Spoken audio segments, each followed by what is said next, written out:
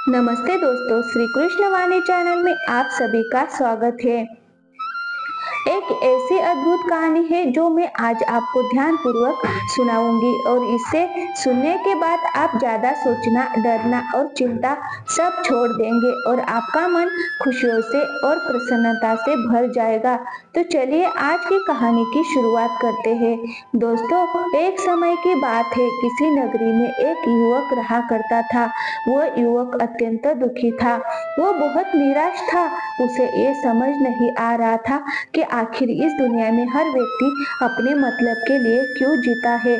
उसे हर जगह हर कोई केवल स्वार्थी नजर आता था। वो हमेशा यही सोचा करता कि उसे कोई प्यार नहीं करता, उसकी कोई परवाह नहीं करता। सब उससे मतलब के लिए अपने संबंध रखते हैं। मतलब खत्म हो जाते ही सब उसे अपने आप से दूर कर देते हैं। दोस्तों, हमारे जीवन में भी कुछ ऐसा ही होता है। हम भी हमेशा किसी ना किसी का साथ ढूंढते ही रहते हैं और जब हमें किसी का साथ नहीं मिल पाता तो हम अपने आप को अकेला महसूस करते हैं, कमजोर महसूस करते हैं। हमें लगता है कि इस दुनिया में हमारे जैसा कोई है ही नहीं, हमें कोई प्यार नहीं करता, हमारी कोई परवाह नहीं करता। लेकिन हम ये भूल जाते हैं कि अंत में तो हर किसी को अकेले ही जाना है। वो व्यक्ति अपने इस अकेलेपन से बहुत परेशान हो चुका था, जिस कारण एक दिन उसने अपना घर छोड़ दिया और एक रास्ते पर निकल पड़ा। उसके मन में कई सारे विचार थे। उन विचारों के मगन होकर वह उस रास्ते पर आगे की ओर बढ़ता ही जा रहा था। तभी उसे रास्ते में एक आश्रम दिखाई पड़ा। वह उस आश्रम की ओर आगे बढ़ा। तभी उसने देखा कि एक गुरु अपने शिष्य को ध्यान करना सिखा रहे थे और उन्हीं शिष्यों में से एक शिष्य ने अपने गुरु से कहा है, गुरु, आखिर ये ध्यान क्या है और इस ध्यान को करने से हमें क्या लाभ। तभी वह गुरु अपने उस शिष्य के इस सवाल का जवाब देते हुए कहते हैं, पुत्र, ध्यान ही सच और ध्यान हमें अकेला कर देता है। हम जितने ज्यादा अकेला होते हैं उतना ही हम ध्यान में उतरते चले जाते हैं और यही अकेलापन तुम्हें सत्य के मार्ग पर ले जाता है, तुम्हें सत्य की प्राप्ति करवाता है। वह युवक आश्रम के बाहर खड़े होकर ये सब कुछ देख रहा था, सुन रहा था। जैसे ही उसने उन गुरुवर के मुख से ये सारी बातें सुनी, वह दौड़ा दौड़ा उन गुरुवर के पास आया और कहने लगा, गुरु, यदि ध्यान हम अकेला कर देते हैं तो इसका मतलब ये हुआ कि मैं इन सब चीजों में श्रेष्ठ हूँ। आप तो ध्यान का सहारा लेकर अकेले होते हो, लेकिन मैं तो ऐसे ही अकेला हूँ। मेरा ऐसा कोई नहीं है जिसे मैं अपना कह सकूँ, जो मेरी परवाह करता हो, जो मेरा ख्याल रखता हो और मैं अपनी राह पर अकेला ही चलता जा रहा हूँ। उस व्यक्ति की ये सारी बातें सुनकर उन गुरुवर ने उस व्यक्ति को ध्यान पूर्वक देखा और उसके बाद उससे कहते हैं, भाते अगर तुम अकेले हो तो तुम्हारे पीछे तुम्हारा पूरा परिवार, तुम्हारे मित्र, तुम्हारे शत्रु, तुम्हारे सगी संबंधी, इन सबको लेकर तुम कहाँ जा रहे हो। उन गुरुवर के मुख से ये बात सुनकर वो व्यक्ति चौंक उठा और उसने तुरंत ही पीछे मुड़कर देखा तो वहां पर कोई नहीं था। तभी वह उन गुरुवर से कहता है, हे गुरुवर, कौन है मेरे पीछे? कोई तो नहीं, ना मेरे परिवार वाले, ना मेरे मित्र, ना मेरे शत्रु और ना ही मेरे सगी संबंधी। तो सबके पीछे छोड़ आया हूँ क्योंकि मुझे नहीं पूछता कोई, मेरी परवाह नहीं करता कोई, मेरा ख्याल तक नहीं रखता, यहाँ तक कि मेरी कोई आवाज तक नहीं सुनना चाहता। लेकिन जब किसी के ऊपर कोई समस्या आती है तो वो मुझे अवश्य याद करता है, पर बाकी समय पर वो मुझे पूछते तक नहीं। उन्हें ये तक खबर नहीं होती कि मैं किस हाल में हूँ, जिंदा भी हूँ या नहीं। उन सबको सब चीजों से कोई फर्क नहीं पड़ता। उन गुरुवर ने उस व्यक्ति की ये बातें ध्यान पूर्वक सुनी और उसके बाद उस युवक से कहते हैं, बातें तुम सही कह रहे हो, लेकिन जब तक तुम इन सभी को छोड़कर नहीं आते तब तक तुम भला अकेले कैसे हो सकते हो। वो व्यक्ति एक बार फिर से आश्चर्यचकित होकर पीछे मुड़कर देखता है और फिर उन गुरुवर से कहता है, हे गुरुवर, यहाँ पर तो कोई नहीं है, मैं अकेला ही यहाँ यहाँ पर आया हूँ। लग रहा है कि आप मेरा मजाक उड़ा रहे हैं। मेरे पीछे कोई नहीं है, आप खुद देख सकते हो। जब मेरे साथ कोई है ही नहीं तो मैं भला उन्हें कहाँ छोड़ूं, कैसे छोड़ूं? उस युवक की सारी बातें सुनकर वह गुरुवर मुस्कुराने लगे और उस युवक से कहते हैं, भाते, अगर आखिर तुम मुझसे क्या चाहते हो? इस पर वह युवक उन गुरुवर से कहता है, हे गुरुवर, मैं आपका शिष्य बनना चाहता हूँ। मुझे कोई साथी चाहिए, मुझे अपना शिष्य बना लीजिए। मैं जीवन भर आपका आभारी रहूंगा। उस युवक की ये बातें सुनकर उन गुरुवर ने कहा, भाते, तुम चाहो तो यहाँ पर 1 महीने रह सकते हो। उसके बाद ही मैं ये निर्णय कर पाऊंगा कि क्या मुझे तुम्हें अपना शिष्य बनाना चाहिए या फिर नहीं। लेकिन तुम्हें मेरी एक बात माननी होगी। तुम्हें इन 30 दिनों के अंदर ध्यान का अभ्यास करना होगा। अगर तुम ये कर सकते हो तो तुम यहाँ पर अगले 1 महीने के लिए रुक सकते हो, अन्यथा तुम्हारे लिए यहाँ पर कोई जगह नहीं। उस व्यक्ति ने काफी सोच विचार कर उन गुरुवर से कहा है, गुरुवर, आप जैसा कहेंगे मैं वैसा ही करूँगा। आप चाहते हैं कि मैं इन 30 दिनों में ध्यान का अभ्यास करूँ तो मैं ये करने के लिए तैयार हूँ। उस व्यक्ति ने उन गुरुवर की बात मान ली और आश्रम में ही रुक गया।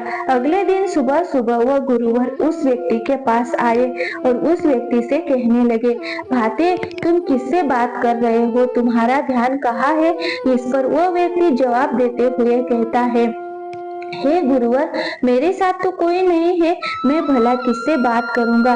मैं तो अकेला हूँ। तभी वह गुरुवर उस व्यक्ति से कहते हैं, ठीक है, लेकिन अब ध्यान लगाओ, क्योंकि तुमने मुझे वचन दिया था कि इन 30 दिनों में तुम ध्यान का अभ्यास करोगे। उन गुरुवर के कहने पर वो व्यक्ति ध्यान करने बैठ जाता है, लेकिन पहले दिन उसे ध्यान करने में बहुत तकलीफें आती है, बहुत सारी परेशानियों का सामना करना पड़ता है। यहाँ तक कि वह ढंग से लगातार बैठ भी नहीं पा रहा था। उसके पैर मानो सुन्न से हो जाते हैं और उसका पैर मानो काम करना ही बंद कर देता है। ये सारी बातें वह गुरुवर देख रहे थे। तभी उन गुरुवर ने उस व्यक्ति से कहा, भाते, तुम जितनी देर चाहो उतना देर बैठ सकते हो। ऐसा कोई जरूरी नहीं कि तुम एकाएक लगातार बैठे ही रहो। यदि तुम्हें थोड़ी तकलीफ है तो तुम उठ सकते हो, टहल सकते हो और फिर आकर बैठ सकते हो। इतना कहकर वो गुरुवर वहां से चले गए। अगले दिन सुबह सुबह फिर वह उस व्यक्ति के पास आए और उस व्यक्ति से कहने लगे, भाते, कौन है? किसके साथ बातें कर रहे हो? कोई आया है क्या? गुरुवर की इस बात का जवाब देते हुए व्यक्ति उन गुरुवर से कहता है, गुरुवर, यहाँ पर तो कोई नहीं है, आप खुद देख लीजिए, मैं भला किससे बात करूंगा। तभी वह गुरुवर एक बार फिर उस व्यक्ति से कहते हैं, चलो ध्यान का अभ्यास करो। तभी वह व्यक्ति उन गुरुवर से कहता है, हे गुरुवर, क्या केवल आंखें बंद करके बैठ जाना इसे ही ध्यान कहते हैं? अगर इसे ही ध्यान कहते हैं तो ये तो बड़ा ही आसान है और इसे तो कोई भी कर सकता है। केवल आंखें बंद करके बैठना ही तो है। इसका जवाब देते हुए गुरुवर उस व्यक्ति से कहते हैं, भाते, केवल आंखें बंद करके बैठ जाना इसे ध्यान नहीं कहते। ध्यान करने के लिए तुम्हें अपने मन को एकाग्र करना होगा, अपने मन को किसी एक चीज पर लगाना होगा।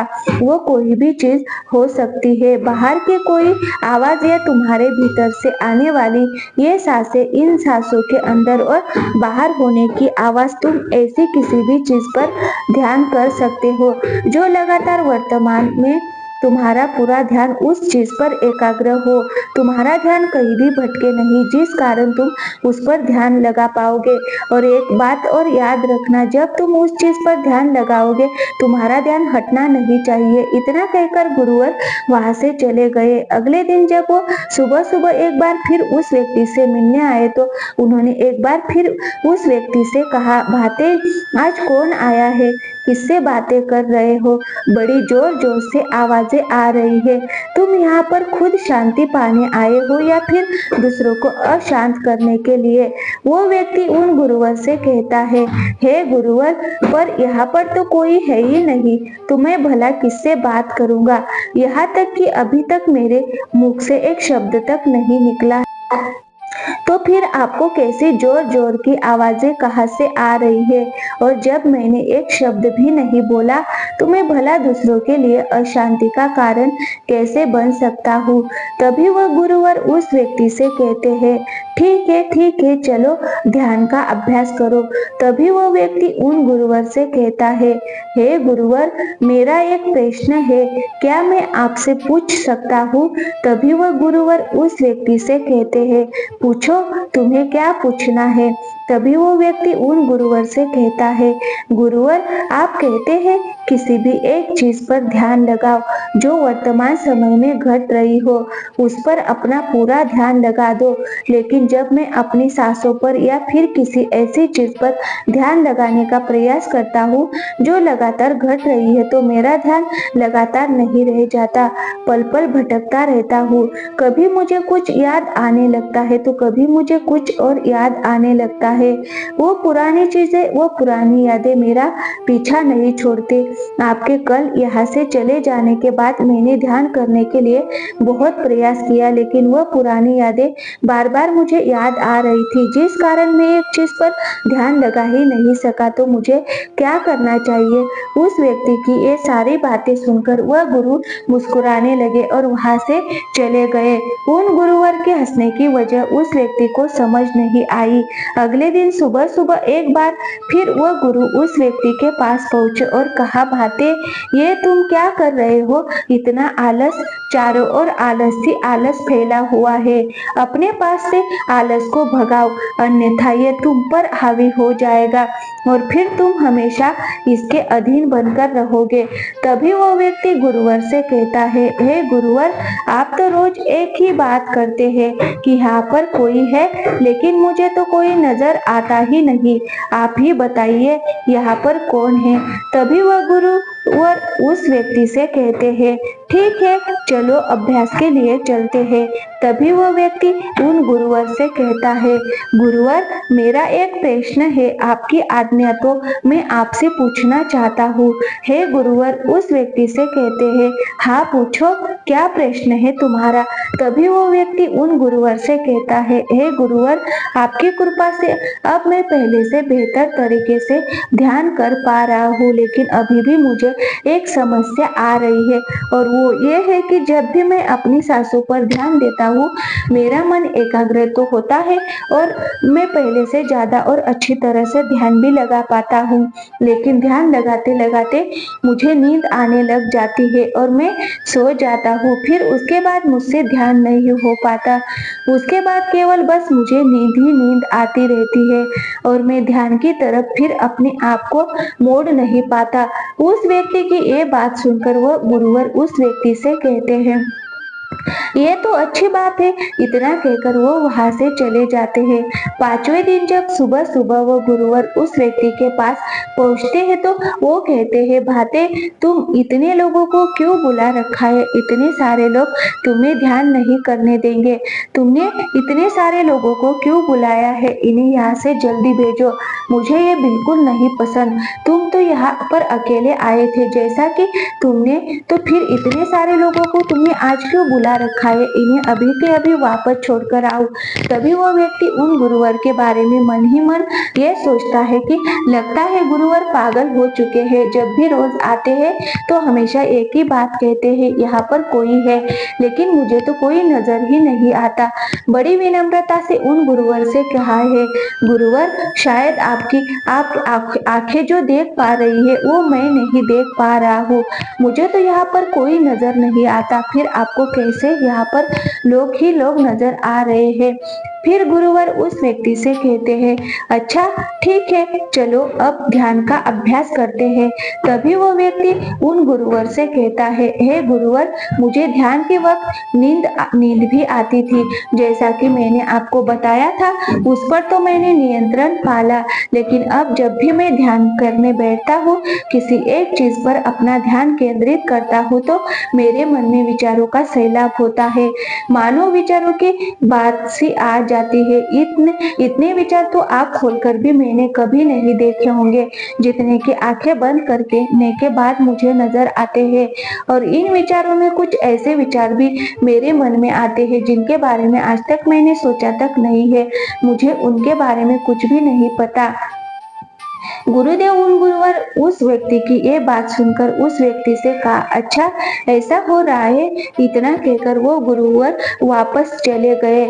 अगले दिन सुबह सुबह वह गुरुवर एक डंडा लेकर उस युवक के पास पहुंचे और एक डंडा जड़ते हुए उस युवक से कहते हैं, मैंने तुम्हें पहले ही कहा है इतने सारे लोग मुझे पसंद नहीं, तुम्हें इन्हें छोड़कर आना होगा।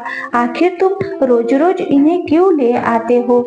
इतनी भीड़ इकट्ठा करके मुझे तुम्हें क्या लाभ? आज के बाद यहाँ पर नहीं आने चाहिए। इस बात का ख्याल रखना, यदि आज के बाद यहाँ पर कोई भी नजर आया और तुम्हारी बकबक मुझे सुनाई पड़ी तो मैं तुरंत ही तुम्हें इस आश्रम से निकाल दूंगा। तभी वो व्यक्ति बड़ी विनम्रता से उन गुरुवर से कहता है, हे गुरुवर, मुझे तो ये समझ नहीं आता कि मुझे कोई नजर ही नहीं आता, लेकिन आप रोज एक ही बात कहते हो कि यहाँ पर मैंने भीड़ इकट्ठी कर रखी है।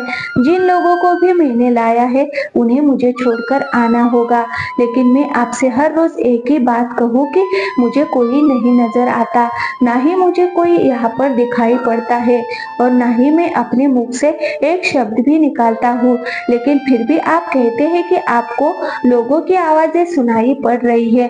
तभी वह गुरुवर उस व्यक्ति की इस बात का जवाब देते हुए कहते हैं, क्या तुम्हारे मित्र, तुम्हारे परिवार वाले, तुम्हारे सगे संबंधी, तुम्हारे शत्रु, तुम्हारी इच्छाएं, तुम्हारी वासनाएं, ये सब क्या तुमसे मिलने नहीं आते?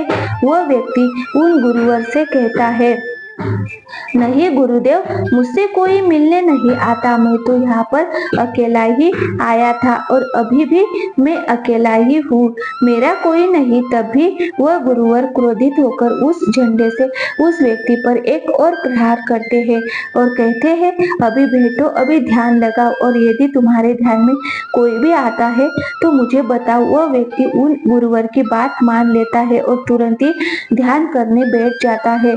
कुछ देर तक वो काफी शांत रहता है, लेकिन कुछ देर बाद ही वह उन गुरु से कहता है, हे गुरुदेव, मेरा भाई मुझसे मिलने आया है, साथ में मेरे पिताजी भी है। दोनों बहुत दुखी है क्योंकि मैं उन्हें छोड़कर यहाँ जो चला आया हूँ। मेरे भाई की तबीयत भी कुछ ठीक नहीं लग रही, वो मुझे बुला रहे हैं। मेरे बड़े भाई की पत्नी अर्थात मेरी भाभी मेरे बड़े भाई के साथ अच्छा व्यवहार नहीं कर रही है, तो और मेरी प्रेमिका भी आई हुई है। वो मुझसे पूछ रही है कि क्या तुम मुझसे शादी करोगी या फिर मैं किसी और से शादी कर लूं। वो भी बहुत दुखी नजर आ रही है और इतना ही नहीं, मेरे कुछ मित्र भी पीछे खड़े हैं जिनसे मैं कुछ कर्ज लिए थे। आज वो मुझसे अपना कर्जा मांगने आए हैं, मुझे धोखेबाज कह रहे हैं, मुझे अपशब्द बोल रहे हैं और वो साथ में मेरे कुछ शत्रुओं को भी लाए हैं, लेकिन मेरे शत्रु मुझे मारना नहीं चाहते। वो तो ये कह रहे हैं कि तू तो पहले से ही मरा हुआ है, तुझे और क्या मारना।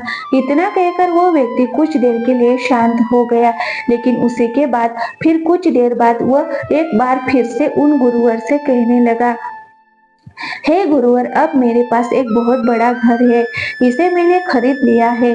मैं, मेरे माता पिता, मेरी माता, मेरा भाई, मेरी भाभी सभी इसमें बहुत मिलजुल के रह रहे हैं। हम बहुत खुश हैं। मैं अब अपने मित्रों से अत्यधिक अमीर हूँ, मेरे पास बेशुमार धन दौलत है और तो और मैंने अपनी प्रेमिका से शादी भी कर ली है और इसका जश्न बना रहे हैं। इतना कहकर वो व्यक्ति एक बार फिर शांत हो गया और फिर कुछ देर बाद और फिर एक बार उन गुरुवर से कहता है, हे गुरुवर, मुझे कोई मारने का प्रयास कर रहा है, लगातार वो मुझ पर प्रहार कर रहा है। मैं उसका चेहरा देखने का प्रयास कर रहा हूँ, लेकिन मुझे उसका चेहरा नजर नहीं आ रहा है। इतना कहते कहते वो उन गुरुवर से कहता है, गुरुदेव, ये तो आप है जो मुझे मार रहे हैं और ये भी कह रहे हैं कि इतनी भीड़ को लेकर क्यों आए हो और इन्हें मुस्कुराने लेकर कहा जा रहे हो, मेरे साथ तुम्हें अकेले ही चलना होगा। इतना कहकर वो व्यक्ति ध्यान से उठ गया और उनको रुके चरणों में गिर पड़ा और उनसे कहने लगा, हे गुरुदेव, आप सही थे। आप जो हमेशा कहते थे कि इस भीड़ को लेकर मैं कहाँ जा रहा हूँ। आप हमेशा यही कहते थे कि इन सबको छोड़कर आओ, लेकिन मुझे कोई नजर नहीं आता था। लेकिन आज मैंने उन सबको देख लिया जिन्हें मैं अपने साथ लेकर आया था, जिन्हें मैं अपने साथ लेकर घूम रहा था।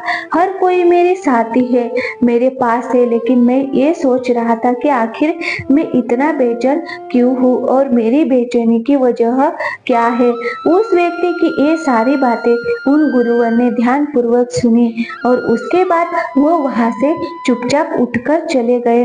उसके बाद से वो गुरुवर उसके पास कभी नहीं आए, लेकिन वो व्यक्ति हर रोज ध्यान का अभ्यास कर रहा था और पूरे 1 महीने बाद जब वह उन गुरुवर के पास पहुंचा तो उन गुरुवर से कहने लगा, है गुरुवर, जैसा कि आप कहते थे कि हमेशा अपनी भीड़ को अपने साथ लेकर घूमता हूँ, तो आज मैंने उस भीड़ को विदा कर दिया है और अब मैं बिल्कुल अकेला हूँ। मेरे साथ कोई नहीं, मेरे साथ आप भी नहीं है, यहाँ तक कि मैं खुद अपने साथ नहीं हूँ। मैं एक परम शांति महसूस कर रहा हूँ। अब मुझे ऐसा प्रतीत होता है कि अब मेरे जीवन में कोई समस्या नहीं है, कोई समाधान नहीं है। मैं बहुत हल्का महसूस कर रहा हूँ, मैं बहुत अच्छा महसूस कर रहा हूँ और इस शांति में जो आनंद है इसका क्या कहना। तभी वो गुरुवर उस व्यक्ति से कहते हैं, बातें, अगर तुम चाहो तो इस अकेलेपन को लेकर तुम अपनी दुनिया में वापस जा सकते हो। अब व्याधि तुम उस संसार में वापस भी लौट जाओ, भले ही लोग तुम्हारे आसपास क्यों ना रहे, भले ही पूरी भीड़ तुम्हारे साथ क्यों ना रहे, लेकिन फिर भी तुम अकेले ही रहोगे। फिर चाहे वो तुम्हारे रिश्तेदार हो या सगे संबंधी हो, परिवार वाले हो, तुम्हारे मित्र, तुम्हारे शत्रु, तुम्हारी भावनाएं या फिर तुम्हारी प्रेमिका, इन सब के साथ रहकर भी तुम पूर्ण रूप से अकेले ही रहोगे।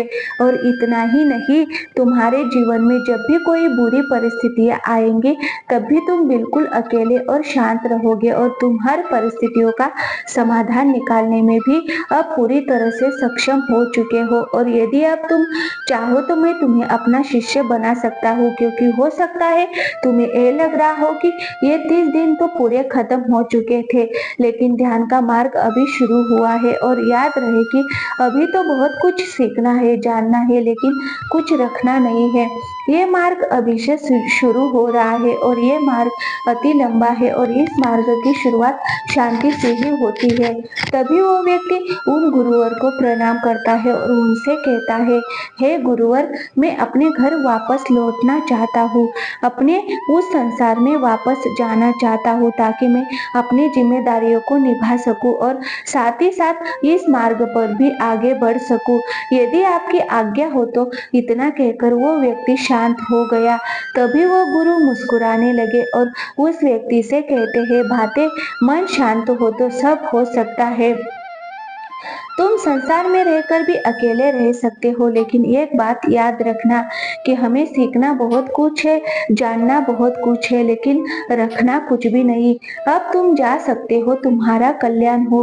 तो दर्शकों, चलिए अब ज्यादा सोचने के ऊपर वाली अगली कहानी के शुरू करते हैं। एक दौड़ में लगी हुई है, एक ऐसी दौड़ जो कभी पूरी नहीं होती, जो उसके जन्म के साथ शुरू होती है और मरने तक उसका पीछा नहीं छोड़ती। लेकिन क्या कभी आपने ध्यान दिया है कि ये दौड़ किसी चीज की है? जरा ठहर कर खुद से पूछिए कि आप किसके पीछे दौड़ रहे हैं और वास्तव में क्या ये दौड़ कभी पूरी हो सकती है? जिन भौतिक सुख सुविधाओं को इकट्ठे करने में इंसान लगा रहता है, क्या वास्तव में वो भौतिक सुख सुविधाएं उसे शांति या फिर आनंद प्रदान कर सकती है? सिकंदर ने मरने से पहले अपने सभी मंत्रियों को कहा था कि जब मेरी अर्थी उठाई जाए तो मेरा शरीर ढका हुआ नहीं होना चाहिए, मेरी हथेलियां खुली होनी चाहिए, ताकि सारी दुनिया ये देख सके कि जो सिकंदर पूरी दुनिया को जीत सकता था वो भी अपने साथ कुछ नहीं ले जा सका। उसके हाथ खाली के खाली रह गए। लेकिन जीवन की भागदौड़ ऐसी होती है कि उसे कभी ठहरने का वक्त ही नहीं मिलता। कभी वह सोच विचार ही नहीं करता कि जीवन का सबसे बड़ा सुख क्या है और इसके विपरीत जीवन का सबसे बड़ा दुख क्या है। सुख सुविधाएं तो बहुत लोग इकट्ठा कर लेते हैं, लेकिन सही मायने में उसका भोग कितने लोग कर पाते हैं। वो भौतिक वस्तुएं जो उसने अपने आनंद अपनी शांति के लिए संग्रहित की थी, वही सुख सुविधाएं उसके दुख का कारण बन जाती है। जब पैसा नहीं कमाया था तो पैसा ना होने का दुख था, और जब पैसा कमा लिया तो वही पैसा उसके बच्चों के लिए या उसके लिए झगड़े का कारण बन जाता है। तो फिर कैसे सुख सुविधाएं, किन चीजों के पीछे आप भाग रहे हो?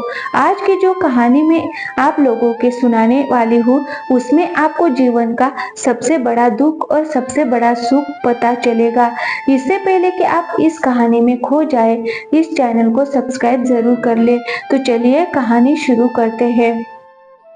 अपनी गरीबी के दिन याद करके सेठ नानन की आंखों में आंसू आ गए। आज उसने जीवन में सब कुछ हासिल कर लिया था। सारी सुख सुविधाएं उसके पास थी। घर में नौकर चाकर थे, हजारों लोग उसके नीचे काम करते थे जो उसकी एक आवाज पर उसके पास खड़े होते थे। लेकिन फिर भी आज सब कुछ हासिल कर लेने के बाद भी वो दुनिया में अपने आप को सबसे गरीब आदमी समझ रहा था। आखिरकार अपने गरीबी के दिन याद करके उसकी आंखों में आंसू आ गए। उसके पास कुछ नहीं था, लेकिन तब भी वह प्रसन्न रहता था। लेकिन आज सब कुछ होने के बाद भी वो प्रसन्न नहीं था। और दुनिया में वही आदमी सबसे गरीब होता है जो सब कुछ होते हुए भी अकेला महसूस करता है। उसे एहसास होने लगा था कि धन संपदा या भौतिक सुख सुविधाएं उसके मन की पूर्ति नहीं कर सकती। लेकिन अब तो बहुत देर हो चुकी थी। उसका पूरा जीवन बीत चुका था। अब पूरे जीवन की कमाई उसे व्यर्थ लगने लगी। उसे लगने लगा कि उसने जो कुछ कमाया वो सब यूं ही था, व्यर्थ था। ये एहसास उसे जीवन में पहले कभी नहीं हुआ था। काश उसे ये एहसास पहले हो गया होता तो वह ठहर जाता, रुक जाता, रुककर चिंतन करता कि जो चीज वह इकट्ठी कर रहा है क्या वास्तव में वह इकट्ठी करने लायक है।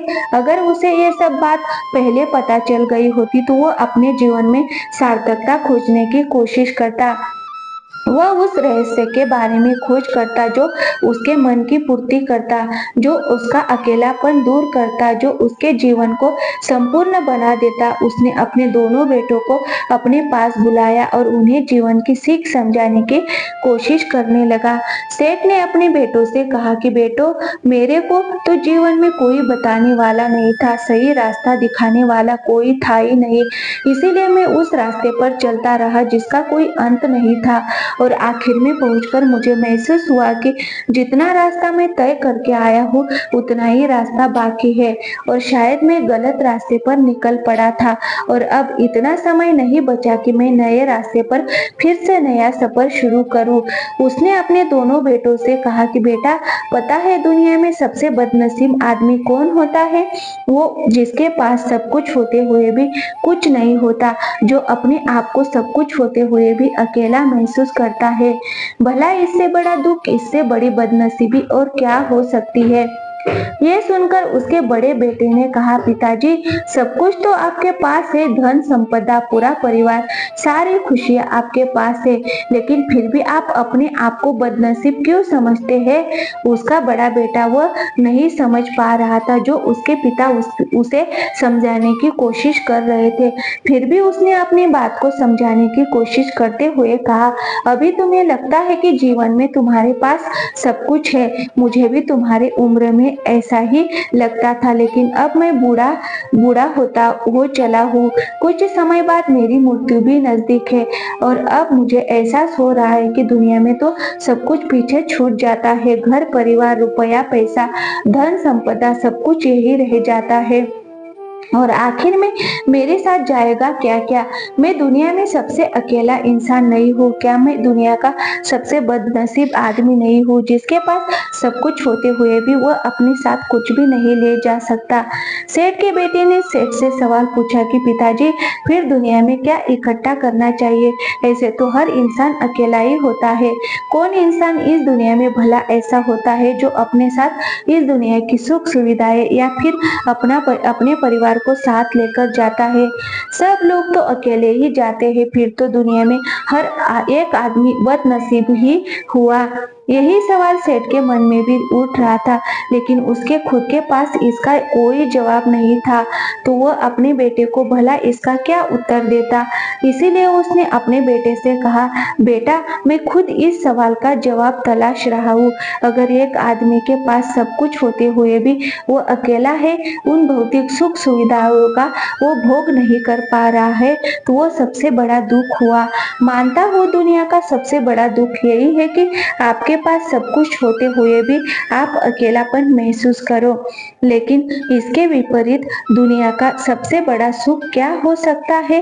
इस सवाल का जवाब तो मेरे बेटे मुझे भी नहीं पता। इसीलिए मैं ये चाहता हूँ कि मेरे मरने से पहले जो सवाल का जवाब मुझे नहीं मिला, वो जवाब तुम अपने जीवन में ढूंढो और यकीन मानो, अगर तुमने अपने जीवन में इस सवाल का जवाब ढूंढ लिया तो तुम दुनिया के सबसे सुखी इंसान कहलाओगे। ये कहानी सुनकर गुरु ने अपने शिष्यों से सवाल पूछा कि दुनिया में सबसे बड़ा सुख क्या होता है। सभी शिष्य ध्यान पूर्वक अपने गुरु की एक कहानी सुन रहे थे। संध्या का समय था, धीमी धीमी हवा चल रही थी जिससे कि पेड़ की पत्तियां हिल रही थी। आसमान में पक्षी साच रहे थे। सूर्य अस्त होने को आया था और सभी शिष्य अपने गुरु से इस सवाल का जवाब जानना चाहते थे, लेकिन इससे पहले ही गुरु ने अपने शिष्यों से सवाल पूछ लिया। इसका उत्तर देते हुए एक शिष्य ने कहा कि गुरुदेव, दुनिया में सबसे सुखी इंसान वही है जिसका शरीर सुखी है। अगर आपके शरीर में बीमारियां है तो आपके पास कितनी भी भौतिक सुख सुविधाएं हो, आपके लिए वो व्यर्थ है। और इसके विपरीत अगर आपका शरीर सुखी है, अगर आपका शरीर स्वस्थ है, तो चाहे आपके पास कुछ भी नहीं हो, लेकिन उसके बावजूद आप अपने जीवन में सुखी रहोगे। इसीलिए संसार का सबसे बड़ा धन हमारा शरीर होता है। ये सुनकर दूसरे शिष्य ने उसका विरोध करते हुए कहा कि गुरुदेव, दुनिया में बहुत से लोग ऐसे हैं जिनका शरीर एकदम स्वस्थ है, लेकिन बावजूद इसके वह अपने जीवन में सुखी नहीं है। मैं मानता हूँ कि जीवन में सबसे ज्यादा सुखी वही इंसान है जिसका मन सुखी है। गुरु ने अपने इस शिष्य से सवाल किया कि अच्छा, ये बताओ, मन को सुखी किस प्रकार किया जा सकता है? इसका जवाब देते हुए उस शिष्य ने कहा, गुरुदेव, मन कभी भी संतुष्ट नहीं होता है। अगर हम किसी प्रकार मन को संतुष्ट करना सीख ले तो फिर हम किसी भी परिस्थिति में आनंद और शांति से रह सकते हैं। लेकिन समस्या यही होती है कि मन का भला कभी नहीं होता। मन को चाहे कितना भी खिला दो, लेकिन उसकी भूख कभी पूरी नहीं होती। चाहे उसको कितना भी धन दे दो, लेकिन बावजूद इसका लालच बढ़ता ही जाता है। अब गुरु ने सभी शिष्यों को समझाना शुरू किया। गुरु ने कहा कि अज्ञानतावश मनुष्य कभी ये समझ नहीं पाता कि उसका मन हमेशा से ही खाली था, लेकिन व्यर्थ की चिंताएं, व्यर्थ के लक्ष्य अपने जीवन में बनाकर उसने अपने मन को बांध लिया। जिस मन की प्रवृत्ति हमेशा खाली रहने की थी, उसने उस मन को कूड़े कचरे से भर लिया। इसीलिए वो मन जो बचपन में हमेशा खाली रहता था, हर चीज में, हर खेल में आनंद ढूंढ लेता था, अकेले में भी आनंद पूर्वक, शांति पूर्वक रहता था, अब वही मन सब कुछ मिल जाने के बाद भी हमेशा दुखी रहता है। लेकिन अगर इंसान सिर्फ वर्तमान में रहना सीख ले, सिर्फ इतना सा होश प्रकट कर ले कि उसे हमेशा वर्तमान में रहना है, ना तो भविष्य की कल्पनाओं में, ना अतीत की यादों में, सिर्फ वर्तमान में, सिर्फ एक इस एक सूत्र से वह अपने पूरे जीवन को बदल सकता है। वर्तमान में रहकर सभी सूक्ष्म सुविधाओं का भोग करना, पूर्ण होश के साथ, पूर्ण आनंद के साथ हर एक चीज का भोग करना, सिर्फ यही जीवन को सुखी बना सकता है। हम हर चीज को, हर काम को, हर रिश्ते को आधे अधूरे मन से निभाते हैं। जैसे कि खाना खाते समय हमारा दिमाग कहीं रहता है, हमारा शरीर कहीं रहता है, और इसीलिए जब शरीर और मन में दूरी पैदा होती है तो उनमें तनाव पैदा होता है। अगर आपका शरीर और आपका मन और मस्तिष्क सभी एक जगह पर संगठित होना सीख ले तो फिर आप अपने जीवन में उस शांति, उस आनंद का एहसास कर पाएंगे जो बड़े बड़े योगी पहाड़ों में तपस्या करके प्राप्त करते हैं। लेकिन इसके लिए जीवन में ज्ञान के प्रकाश का उदय होना बहुत आवश्यक है, क्योंकि अज्ञानता में आप अपने मन को कभी नहीं समझ पाएंगे। मन को समझना इस दुनिया का सबसे कठिन कार्य होता है। अगर आप अपने मन को जबरदस्ती वर्तमान में खींचकर लाने की कोशिश करेंगे तो आप बहुत जल्दी परेशान हो जाएंगे। ये कार्य बड़े धीरे धीरे, बड़ी निष्ठा और प्रेम के साथ किया जाता है, बड़े संयम के साथ किया जाता है। अगर आप इसको जबरदस्ती करने की कोशिश करेंगे तो आप तनाव में आ जाएंगे, आप बहुत जल्दी हार मान लेंगे। इसीलिए कदम कदम पर आगे बढ़ा जाए, तब मंजिल सामने ही है। और ये कहकर गुरु ने सभी शिष्यों से कहा कि अब हम ध्यान करेंगे। ध्यान करने से मनुष्य का मन, उसका मस्तिष्क वर्तमान में स्थापित होना सीख जाता है। धीरे धीरे प्रतिदिन ध्यान का अभ्यास करने से वह उस आनंद और शांति का अनुभव कर पाता है जो सांसारिक वस्तुओं में कहीं नहीं मिलता, जो किसी भौतिक सुख सुविधा में नहीं मिलता। और इसके बाद सभी शिष्य अपने गुरु के साथ ध्यान में लीन हो गए। दोस्तों, मैं उम्मीद करती हूँ कि ये कहानी सुनने से आपके जीवन में अच्छे बदलाव आए होंगे। आपको इस वीडियो से क्या सीखने मिला, ये कमेंट करके जरूर बताएं, और अपने परिवार और दोस्तों या आपके करीबी इंसान के साथ ये कहानी शेयर करके उन्हें भी इस ज्ञान से परिचित करवाएं। बाकी अगर आपको ये वीडियो दिल से अच्छी लगी हो तो इस वीडियो को लाइक कर देना, और आपने अब तक इस चैनल को सब्सक्राइब ना किया हो तो चैनल को सब्सक्राइब भी जरूर कर देना। थैंक यू, धन्यवाद दोस्तों।